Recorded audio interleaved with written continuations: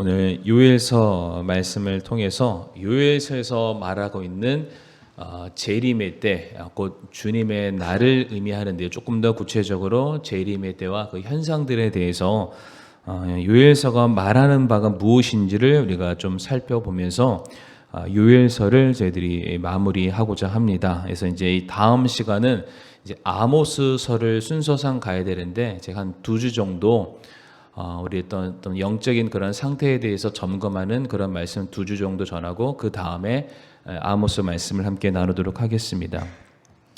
요엘서에서 가장 많이 등장하는 단어가 바로 주의 날이라는 거는 이제 우리 성도님들 잘 아실 텐데요. 주의 날에는 두 가지 의미가 있습니다. 서로 상반된 의미가 있죠. 주의 날이라는 이 단어를 듣는 대상에 따라서 전혀 다른 의미로 다가오게 되는데, 주를 믿지 않는 자들에게 주의 날은 심판의 날입니다. 그들이 쌓아왔던 모든 것들이 오히려 이제 빼앗기고 무너지는 그런 날, 심판의 날이 되고요. 반대로 주를 믿는 자들에게 주의 날은 구원의 날, 빼앗겼던 모든 것들이 다시금 회복되는 바로 그날, 꿈꾸고 소망하던 주님의 다스림과 통치가 일어나는, 소위 말하는 천국이 이루어지는 바로 그러한 때가 될 수가 있습니다.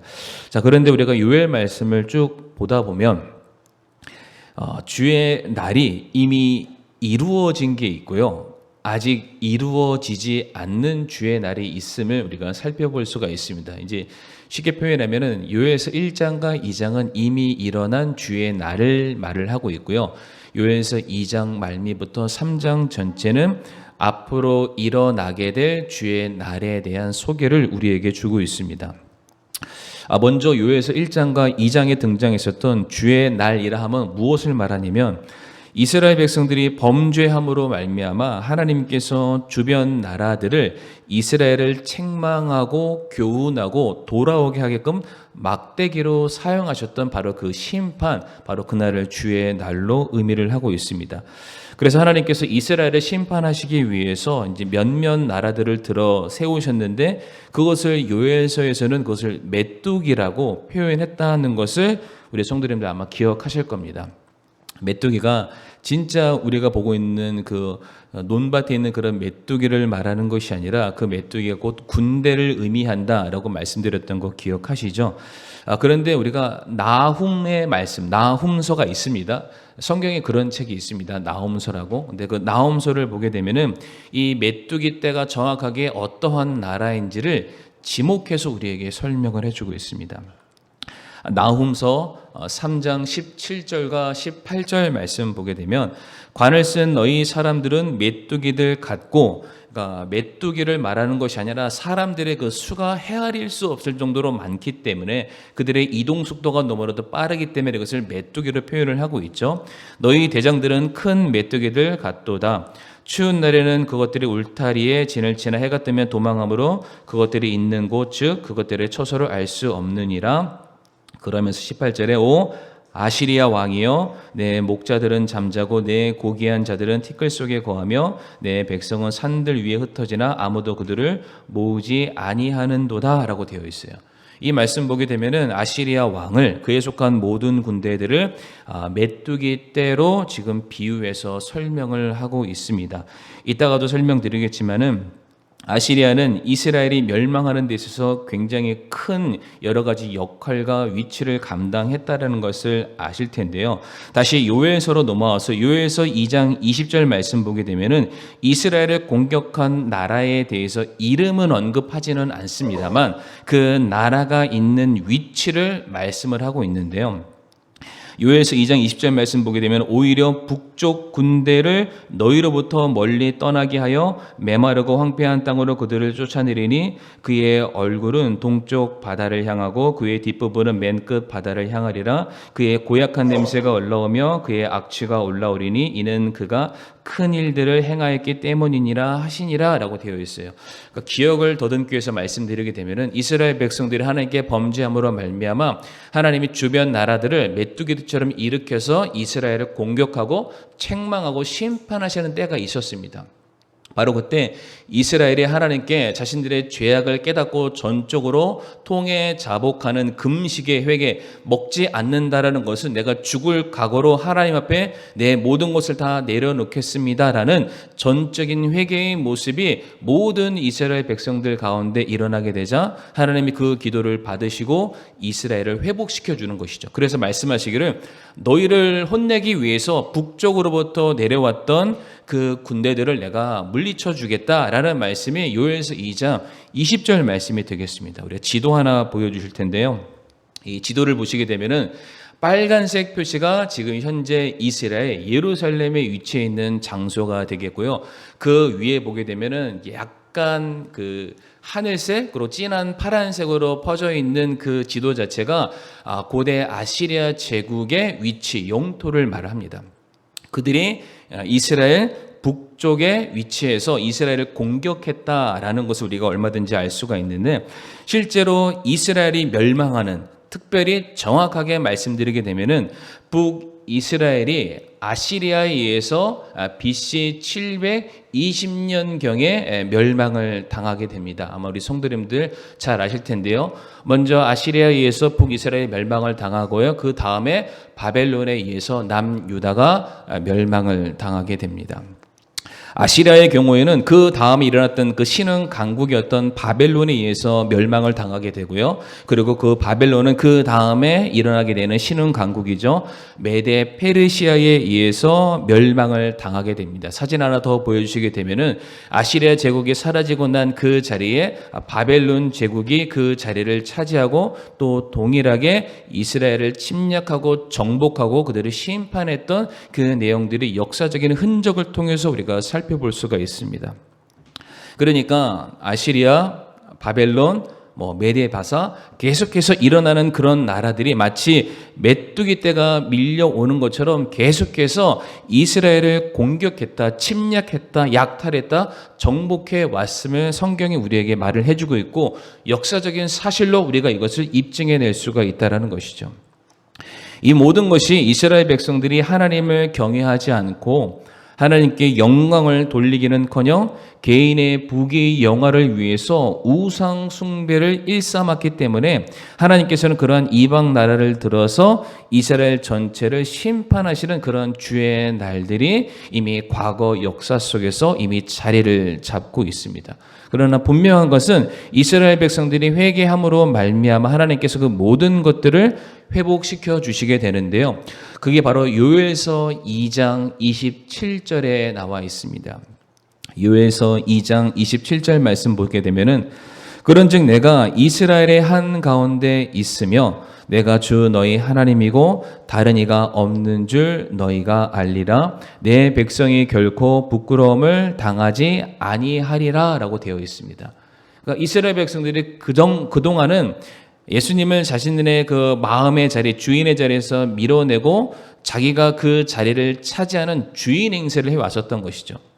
이게 우리들의 마음속에서도 그렇고 이스라엘의 그 실제 그 지역 안에서도 성전이 자리 잡고 있었지만은 그 성전을 밀쳐내고 수많은 사람들이 우상 숭배하는 그런 일들을 일삼아 왔지만 그 모든 잘못을 그들이 깨닫고 하나님 편에 서기로 결정한 순간 하나님이 이스라엘 가운데 서서 자기의 백성들을 지키시기 위해서 적들이죠. 이스라엘을 공격하게 들어오는 수많은 나라들을 멸망시켜 주시겠다라는 놀라운 회복의 말씀이 지금 기록이 되어 있습니다.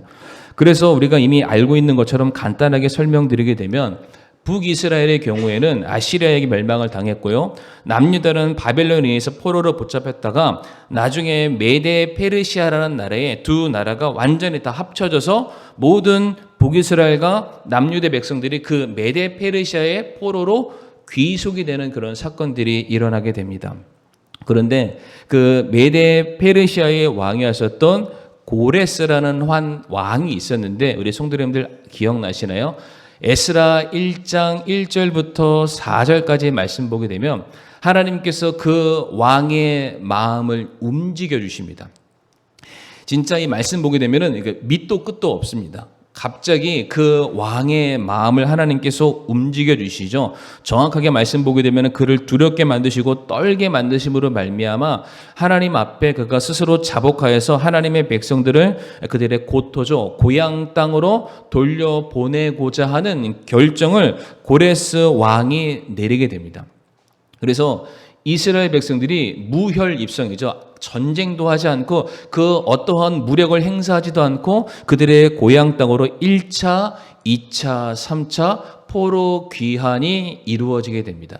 특별히 하나님께서 이스라엘 백성들을 그들의 고향 땅으로 돌려보낼 때 어떠한 역사까지 허락하시냐면 그 3차 포로 귀환이죠. 포로 귀환의 막바지가 이르렀을 때에는 우리 성도님들 그 느헤미야서를 기억하시면 됩니다. 느헤미야가 자기 고향 땅이 불타서 그 성벽에 아무것도 없는 것들을 바라보고 눈물 흘리고 있을 때에 느부갓네살 왕을 통해서 호의를 입게 하심으로 말미암아 성벽을 재건하는 그 일들에 있어서도 모든 후원을 받는 놀라운 역사가 일어나게 되는 것이죠. 그래서 방금 전에 읽으셨던 요엘서 2장 27절 말씀 보게 되면 내가 주 너희 하나님이고 다른 이가 없는 줄을 너희가 알리라. 하나님께서 이렇게 크고 놀라운 일들을 너희들의 삶에 이룰 것을 봐라 라는 그런 말씀을 해주시는 거예요. 그러니까 요엘서 2장 27절까지의 말씀은 이미 있었던 주의 날에 대한 모든 사건들을 우리들에게 말씀을 해주고 있습니다. 근데 제가 처음에 뭐라고 말씀드렸죠? 이미 일어난 주의 날이 있고 아직 일어나지 않은 주의 날이 있다라고 말씀을 드렸는데요. 중요한 게 이거죠. 요엘서 2장 28절 말씀입니다. 요엘서 2장 28절 말씀부터 이제 그 앞으로 일어나게 될 주의 날에 대해서 되어 있는데 2장 28절의 시작이 뭐라고 되어 있나요? 그 뒤에라고 되어 있어요. 제가 앞에서 열심히 설명드렸죠. 이미 주의 날이 있었고 이스라엘 백성들이 깨닫고 회개했을 때 하나님께서 회복을 해 주셨습니다. 그러니까 마치 주의 날이 끝난 것처럼 보이죠. 그런데 28절에 뭐라고 말하냐면 그 뒤에라고 하면서 어떠한 말씀들이 연이어져서 지금 계속해서 이어지는 것을 볼 수가 있는데 이어지는 요엘서 2장 30절부터 31절까지의 말씀 우리 성도님들이 한번 읽어주시겠어요? 요엘서 2장 30절부터 31절까지 말씀. 이스라엘을 향한 장차 오게 될 주의 날이 어떠한 날이 될 것인가? 한번 읽어보겠습니다. 시작.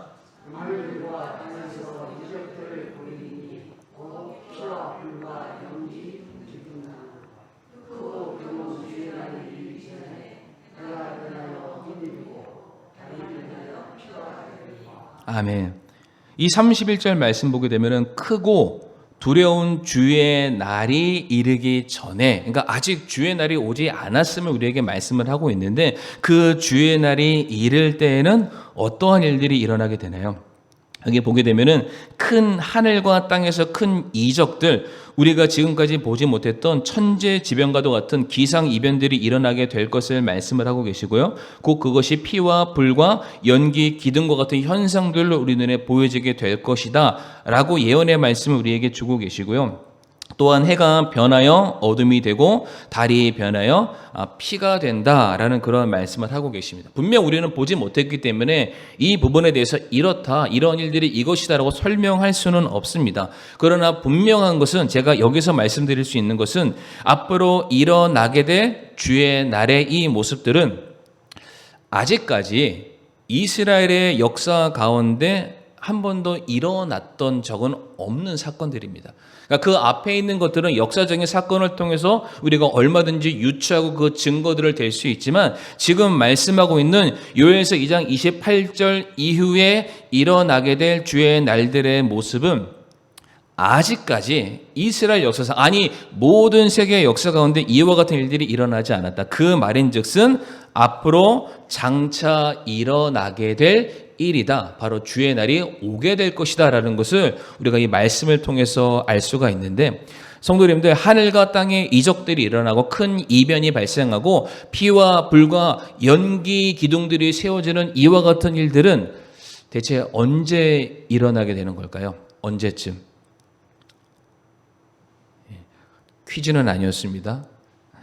우리가 이 말씀들을 딱 보게 되면은 무엇과 무엇이 생각나야 되냐면은 마태복음 24장에 예수님께서 제자들이 예수님 마지막 때가 언제입니까? 그때가 언제인지 우리에게 좀 알려주세요라고 물었을 때 예수님이 하셨던 그 말씀이 생각나야 되고요.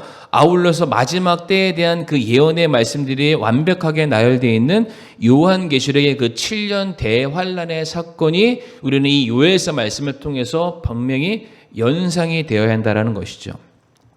앞에 화면을 보시게 되면은 마태복음 24장 예수님께서 마지막 때에 대한 말씀을 주셨던 그 부분을 우리가 좀 살펴보도록 할 텐데요. 마태복음 24장 전체 말씀은 제자들이 예수님께 마지막 때에 대한 질문을 드렸던 부분이죠. 3절 말씀 먼저 보게 되면은 또 주께서 오시는 때의 표적과 세상 끝의 표적이 무엇입니까? 주님께서 오시는 때는 세상의 끝이라고 지금 정확하게 등가보로 지금 말을 하고 있죠.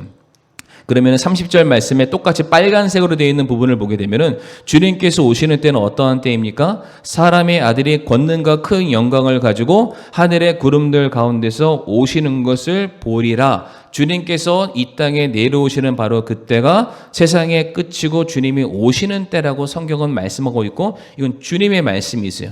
그런데 그때에 대해서 예수님께서 29절에 뭐라고 말씀하시냐면은 그 날들의 환난 뒤에 즉시 해가 어두워지며 달이 자기 빛을 내지 아니하고 별들이 하늘에서 떨어지며 하늘들의 권능들이 흔들린다라고 되어 있습니다.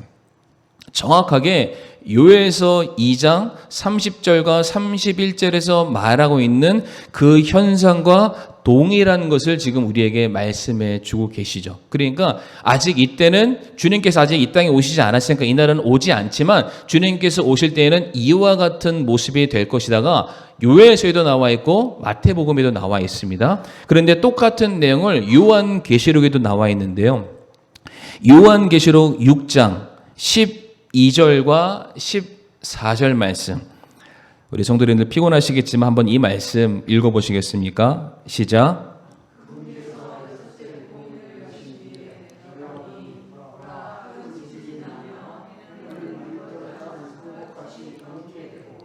달은 피같이 되며 하늘의 별들은 무화과 나무가 강풍에 흔들릴 때에 설익은 무화과가 떨어지는 것 같이 땅에 떨어지고 하늘은 두루마리가 함께 말리는 것 같이 말려 떠나가며 모든 산과 섬도 그들의 자리에서 옮겨지매.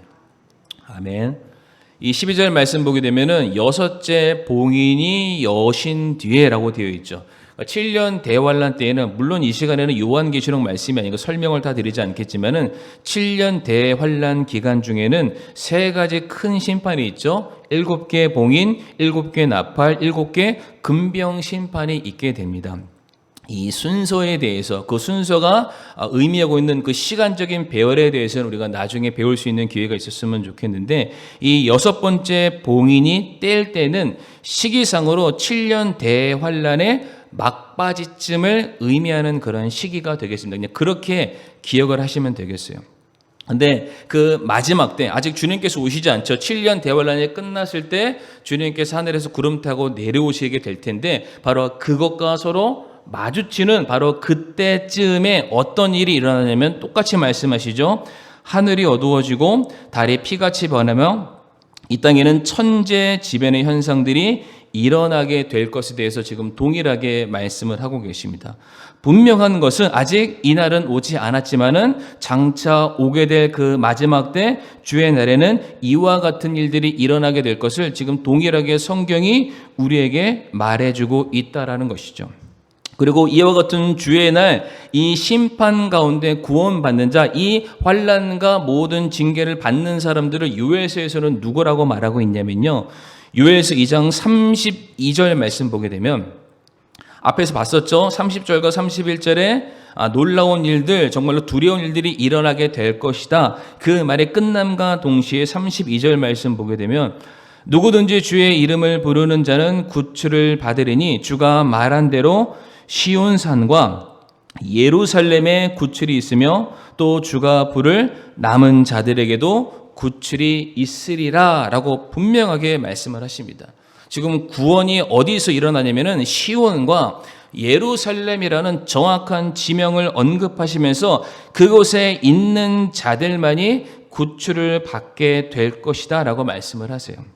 그러니까 지금 주의 날이 일어나는 시점과 주의 날에 구원받는 대상들을 보게 되면은 이때는 7년 대환란의 그 기간 중에 한 부분이라는 것을 알 수가 있고요. 이 7년 대환란이라는 것은 이미 그 시작과 동시에 교회는 들림 받아서 하늘에 올라간 상태이고 이 땅에 남아있는 사람들 그리고 모든 유대인이라 불리는 이스라엘 백성들 그들의 환란 시대 가운데 그것을 통과하는 가운데 주의 이름을 부르게 되었을 때에 그들이 시온산과 예루살렘에 살게 될 텐데 거기에 살고 있는 그들이죠. 유대인들, 이스라엘 백성들 그들만이 구원받게 될 것을 지금 말씀을 해주고 있는 부분이죠.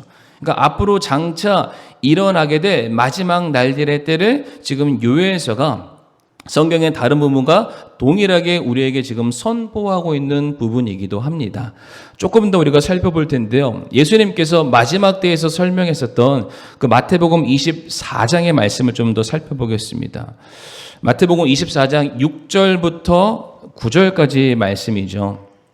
6절부터 9절까지 말씀을 보시면 또 너희가 전쟁들과 전쟁들의 소문을 들을 터이나 주의하여 불안해하지 말라. 이 모든 일들이 반드시 일어나야 하되 아직 끝은 아니니라.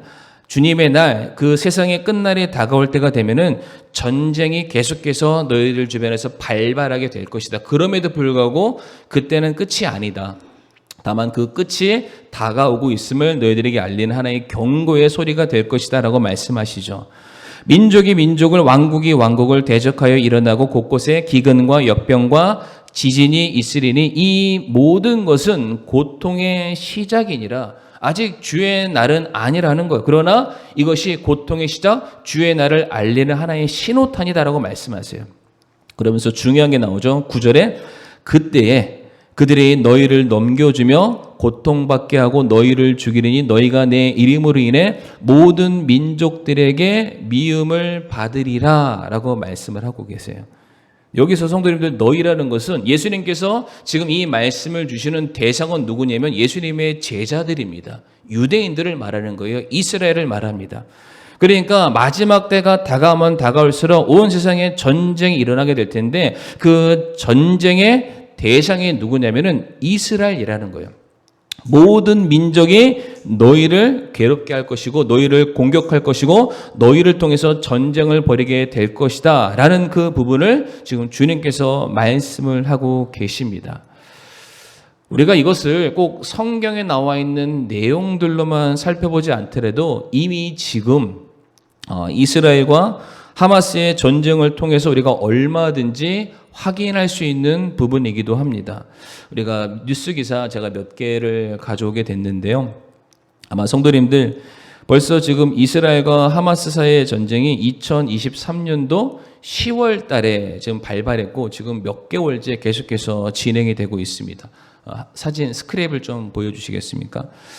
뭐 자세한 내용은 성도님들 잘 보지 않으셔도 상관은 없지만 이 좀 조금 어두운 색으로 되어 있는 이스라엘과 팔레스타인 전쟁 가운데 있어서 글로벌 경제 충격 시나리오라는 그 리스트가 있습니다. 표가 있는데 저 표가 지금 나온 게 아니라 그 전쟁이 발발함과 동시에 앞으로 이 전쟁은 이렇게 진행될 것이다. 지금 국제 정세를 파악하고 있는 사람들이 써놓은 시나리오에 아마 이렇게 전쟁이 일어나게 될 것이다. 전쟁의 발발과 동시에 뭐라고 되어 있냐면은 처음에는 이스라엘과 하마스의 전쟁으로 시작되겠지만은 그것이 더 번져 나가서 그 주변에 있는 가자와 서한 지구와 레바논과 시리아 등 동시다발적인 중동 전반에 이 전쟁들이 일어나게 될 것이고 이 전쟁은 이스라엘과 이란의 직접적인 충돌로 더욱더 커지게 될 것이다. 지금 그것을 이미 이스라엘과 하마스의 전쟁이 시작되는 바로 그 시점에 사람들이 지금 이미 추론하고 있는 그런 내용들이었죠. 근데 그 옆에 있는 하얀색 도표를 좀 보여주시겠습니까?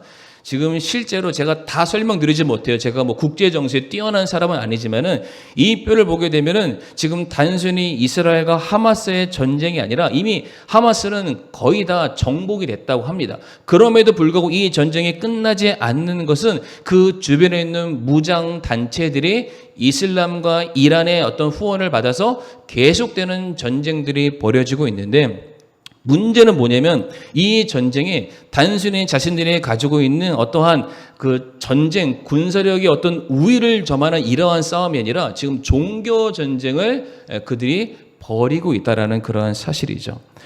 우리가 요엘서 3장으로 돌아와서 우리가 지난 시간에 제가 뭐라고 말씀드렸냐면은 요엘서 3장 2절 말씀에 그 여호사밧 골짜기 말씀을 드리면서 3장 2절에 이러한 말씀이 있습니다.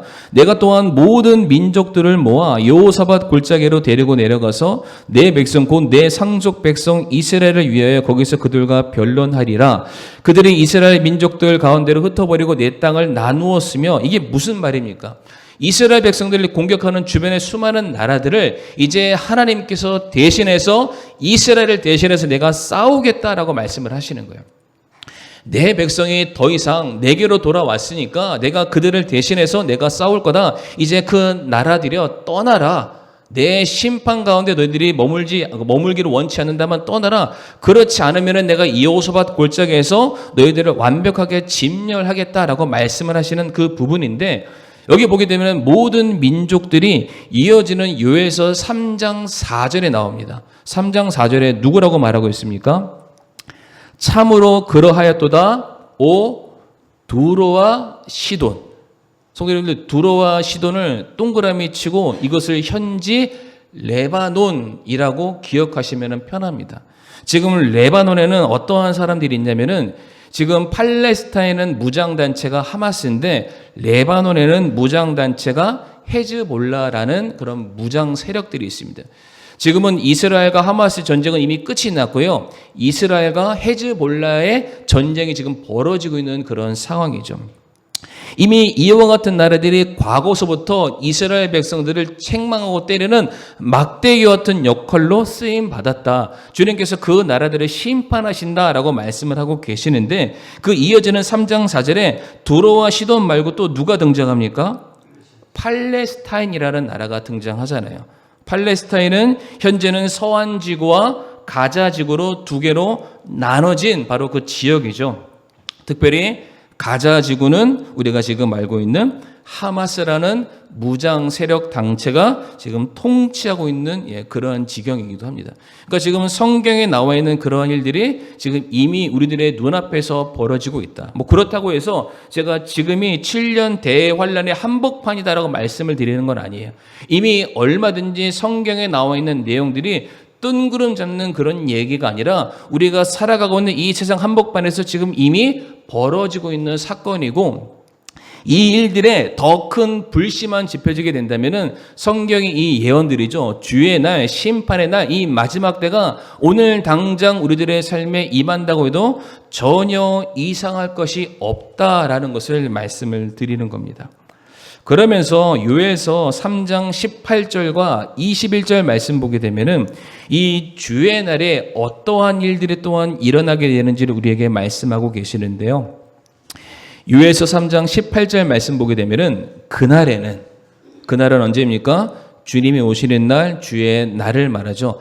그날에는 산들이 새 포도즙을 떨어뜨리고 작은 산들이 젖을 흘리며 유다의 모든 강에 물이 흐르고 주의 집에서 샘이 나와 시팀 골짜기에 물을 댄다라고 되어 있습니다. 그러니까 주님께서 오시는 날은 주님께서 이 땅을 통치하고 좌정하시는 날이기 때문에 이 땅에는 무엇이 있어야 되냐면은 주의 집 예루살렘 성전이 건립되어야 됨을 말씀을 하고 있습니다. 특별히 이 부분의 말씀은 정확하게 어디에서 우리에게 설명해 주고 있냐면 에스겔서 47장입니다. 에스겔서 47장 말씀 보게 되면은 천년 왕국의 때의 모습을 우리에게 그려주고 있고요. 48장은 그 천년 왕국에서 건립되어 있는 그 예루살렘 성전의 모습의 수치가 정확하게 기록이 다 되어 있습니다. 방금 전에 봤었던 요엘서 3장 18절 말씀 보게 되면 주의 집에서 샘이 나와서 시딤 골짜기에 물을 댄다라고 되어 있는데, 에스겔서 47장 1절 말씀 한번 화면에 띄워주시겠습니까? 그때도 동일하게 말씀하시죠. 그 뒤에 그가 다시 나를 데리고 그 집의 문에 이르렀는데, 그 집이라는 것은 주의 집 성전을 말합니다. 보라, 그 집의 문지방 밑에서부터 물들이 나와 동쪽으로 흐르더라. 이는 그 집의 안면이 동쪽을 향해 서 있었기 때문이더라. 그 물들이 그 집의 오른쪽 곳 제단의 남쪽 편으로부터 내려오더라 라고 되어 있어요. 주의 집에서 이 세상을 새롭게 정결하게 하는 새로운 샘물, 끊이지 않는 물들이 나오게 돼서 그 물이 흘러서 사해바다, 죽은 바다를 살리게 된다라는 말씀이 에스겔서 말씀에 기록이 되어 있습니다. 그러니까 지금 정확하게 이 요엘서 말씀은 주의 날, 주님께서 내려오시는 그 마지막 때를 말하고요. 주님께서 내려오심과 동시에 이 땅에서 일어나게 될 천년 왕국에 대한 그 내용을 우리에게 먼저 그림으로 지금 보여주고 있다라는 것이죠. 이어지는 요엘서 3장 19절 말씀 한번 보시겠습니다. 요엘서 3장 19절 말씀 보게 되면 이집트는 황폐한 곳이 되고 에돔은 황폐한 광야가 되리니 이는 그들이 유다 자손에게 폭력을 행사하고 그들의 땅에서 무죄한 피를 흘렸기 때문이다 라고 되어 있어요. 생각해 보세요. 그러니까 주의 집, 주님께서 좌정하시고 주님의 집 성전이 이 땅을 통치하고 다스리기 위해서는 주님을 반대하는 모든 세력들은 청산이 되어야만 합니다.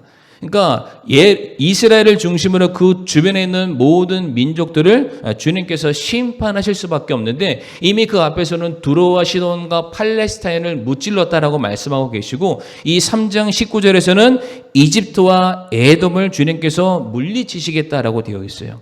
우리 성도님들께서 이스라엘의 그 역사와 건국의 어떠한 흐름에 대해서 잘 아시는지는 모르겠지만, 이스라엘이 1948년도에 다시금 그 나라를 건립하는 과정에서 지금까지 계속해서 여러 차례 커다란 중동 전쟁이 이미 4차례나 있었습니다.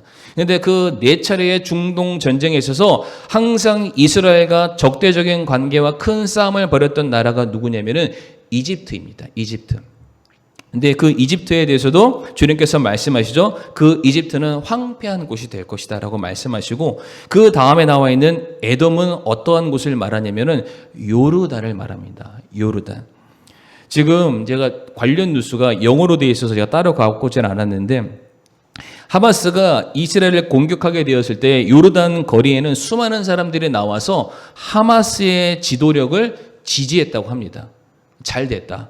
왜냐하면 요르단과 이스라엘은 에돔 족속 같은 경우는 이미 성경에서 이스라엘 백성들을 뒤로 가서 공격하는 그런 파렴치한 같은 그런 사람들이었습니다.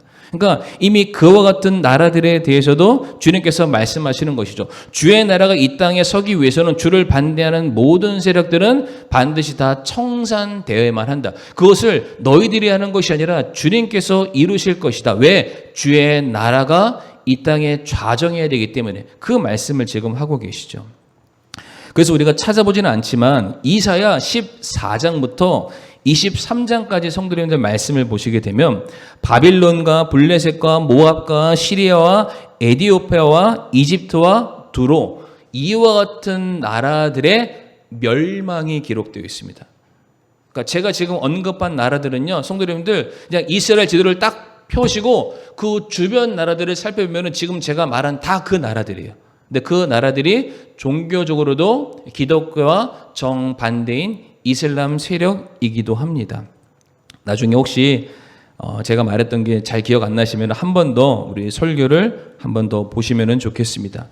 자, 이와 같은 일들이 일어나게 될 것인데, 어쨌든 주님의 나라가 이 땅에 서게 되면은 이제부터는 주님께서 다스리시는 주님의 나라가 이 땅에 설립되는 것이기 때문에 그 땅은 이제는 영원할 수밖에 없다. 그래서 요엘서 3장 20절 말씀 보게 되면 뭐라고 되어 있습니까? 그러나 유다는 영원히 거하며 예루살렘은 대대로 거하리라 라고 되어 있어요. 성도님들, 이스라엘이 로마에 의해서 AD 70년에 멸망을 당했다가 1948년도에 다시 그 나라가 건국을 하게 됩니다. 그러니까 이미 그 나라가 한번 무너졌다가 사라진 적이 있잖아요. 그러니까 이거는 그때를 말하는 게 아니에요. 그렇죠? 사라졌었으니까. 근데 영원하지 않았었잖아요. 그러나 이제 다시 세우신 그 나라에 주님께서 그분의 집을 세우게 되었을 때는 그 집은 앞으로 영원하게 될 것입니다. 다시 말해 주의 날, 요엘서가 말하고 있는 주의 날은 아직 오지 않았지만은 앞으로 오게 될 것이다. 그것을 말씀해 주고 있고요. 이어지는 21절이죠. 요엘서 3장 21절 말씀 보게 되면 내가 정결하지 않았던 그들의 피를 내가 정결하게 하리니 이는 주가 시온에 거하기 때문이니라 라고 되어 있어요. 그러니까 주님께서 다스리시는 이 땅은 더 이상 죄와 사망이 누리지 못하는 그러한 거룩하고 새로운 것이 될 것이다. 왜? 주의 통치가 임할 것이기 때문에 라고 되어 있잖아요. 그런데 이 동일한 말을 에스겔서 48장에 새 예루살렘 성전에 대한 내용이 나와 있는 내용인데 뭐라고 되어 있냐면 그 예루살렘의 성전을 뭐라고 부르냐면 그것을 측량하면 돌아가며 18,000 갈대더라. 그날 이후로 그 도시의 이름은 뭐라고 되어 있나요? 주께서 거기에 계신다. 그 성전의 이름이 거기에 주님이 계신다라는 거예요. 근데 요엘서 3장 21절에도 뭐라고 되어 있죠? 주가 시온에 거하시기 때문이다라고 되어 있죠. 그러니까 지금 7년 대환란 끝에 예수님께서 이 땅에 재림하시면서 모든 것을 종식을 시키시고 이 땅에 진정한 왕으로 좌정하시면서 그때부터 주님의 다스림이 시작되는 천년 왕국이 시작이 될 것이다. 지금 그 말을 해주고 있습니다. 그러니까 요엘서 2장 28절부터 3장 전체는 예수님이 재림하시기 이전에 이 땅에 임하게 될 심판이죠. 주의 날 대환란이 시작될 것이지만은 그것으로 이 땅에 그냥 완벽하게 무너지는 것으로 끝나는 것이 아니라 그 모든 것들을 다시금 주님의 뜻 안에서 회복시키시기 위해서 주님이 내려오시고 주님의 나라가 시작될 것이라는 것을 우리에게 말씀하고 계십니다. 그래서 이 부분들이 우리 성도님들에게는 잘 이해가 되시는지는 모르겠지만 정말 우리가 이 말씀을 우리가 다시 한번 좀 돌아보면서 분명한 사실은 주님의 날, 주의 날, 이 심판의 날은 이제 다가왔다라는 겁니다. 제가 주의 날에 가까웠다라는 것을 뭐라고 말씀드렸냐면은 이 얼굴과 얼굴이 맞닿아 있는 그 정도의 가까이라고 말씀을 드렸잖아요. 그러니까 정말로 그 날은 우리가 절대로 피할 수가 없습니다. 물론 구원받은 성도들은 이 주의 날에 해당되지 않겠지만 중요한 것은 그 주님을 나의 구주로, 나의 왕으로, 나의 메시아로 영접하지 않는 모든 사람들은 이와 같은 주의 날에, 심판의 날에, 징계의 날에, 고난의 날에 그들이 참여할 수밖에 없다는 것이죠. 여기에서 그 누구도 내 믿음을 과신할 수 있는 사람이 아무도 없습니다. 생각해 보세요. 이와 같은 은혜의 순간 속에서도 우리가 정말로 너무나도 평안하고 자유로운 이 세상 속에서 복음이 전해지고 있고 우리가 거의 떠 먹여주다시피 말씀을 전함에도 불구하고 그들이 받아들이지 않는다면은 이와 같이 격변의 시대 속에서 그들이 온전한 정신으로 복음을 받아들일 수 있을까요? 불가능합니다. 불가능해요. 그래서 혹자는 내가 죽을 때가 되면은 그때 정신 차려서 예수님 믿겠지. 성도님들 지금 못 믿으면은 나중에도 못 믿습니다. 이것을 꼭 기억하시길 바라겠습니다. 그래서 말씀이 원래 좀 더 있는데 다 생략하고요. 이제 마무리를 하겠습니다. 베드로후서 3장 3절에서 5절 말씀.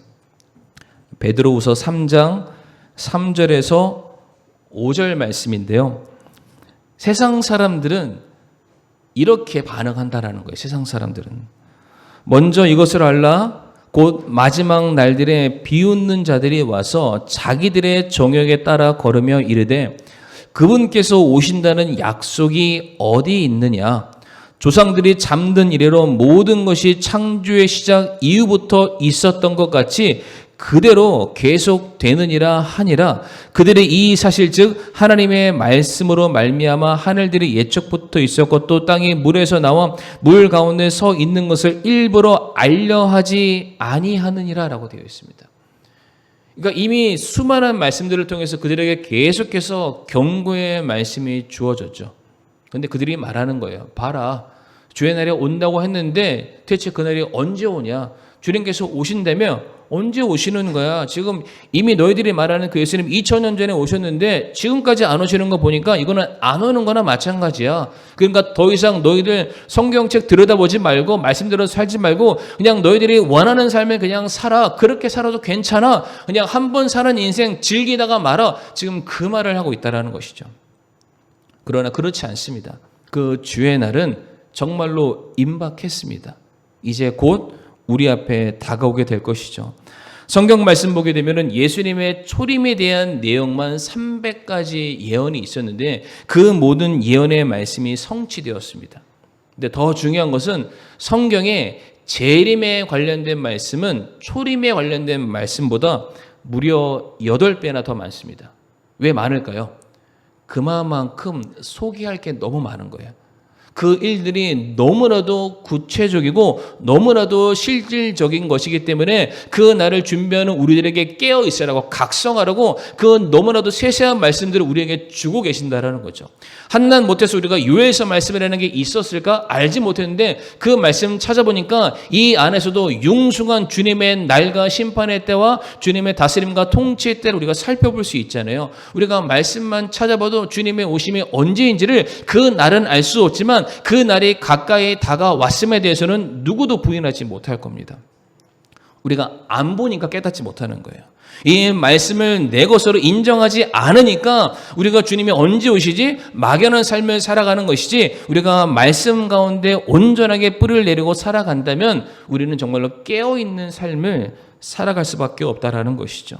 그래서 베드로후서 3장 9절 말씀 보면 이렇게 말씀이 마무리되어 있습니다. 주께서는 자신의 약속에 대해 어떤 사람들이 더디다고 생각하는 것 같이 더디지 아니하시며 오직 우리를 향하여 오래 참으사 아무도 멸망하지 아니하고 모두 회개에 이르기를 원하시느니라.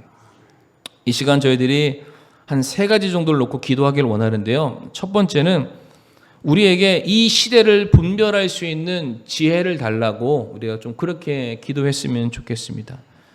두 번째로는 주의 날이 가까웠음을 깨닫고 주님의 오심을 준비하는 삶을 살자. 아니 우리가 하다못해 60대, 70대 내 노년의 삶을 준비하고 있잖아요. 내 자녀의 앞날을 우리가 준비하면서 살아가고 있는데 왜 주님의 오심에 대해서는 우리가 전혀 이게 먼 미래일처럼 아무런 준비 없이 살아가는지 모르겠습니다. 우리가 그 날을 준비하는 삶을 살게 해달라고. 마지막 3번째는 이 주의 날, 심판의 날은 누구도 견딜 수 없는 재난과 고난과 죽음의 날이 됩니다. 그 날이 이르기 전에 내가 사랑하는 한 영혼을 주님께로 인도할 수 있게 해달라고. 우리가 이 3가지 기도 제목 놓고서 우리가 한 5분 정도 각자 우리가 하나님께 기도하는 시간을 좀 드렸으면 좋겠습니다.